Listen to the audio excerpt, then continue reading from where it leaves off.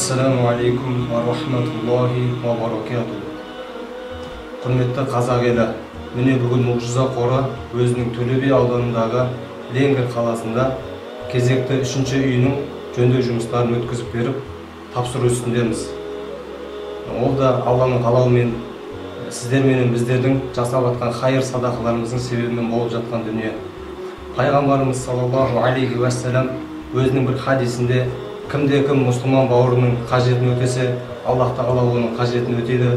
Кімде-кім мұсылман бауырының қайғы-мұңын сейілтсе, Аллах тағала оның қияметтегі бір қайғы-мұңын сейілтеді дейді. Ендеше сіздер де осындай қайырлы іске атсалысамын десеңіздер, төмендегі нөмірге хабарласып атсалыссаңыздар болады. Барлықтарыңызға Алла разы болсын. Істеріңізге, кәсіптеріңізге Аллах тағала береке берсін. Ассаламу алейкум ва рахматуллахи ва баракатух. Рахмет балдар, Мұғжиза қорына мың алғыс, Алланың нұры жаусын, інілеріме рахмет.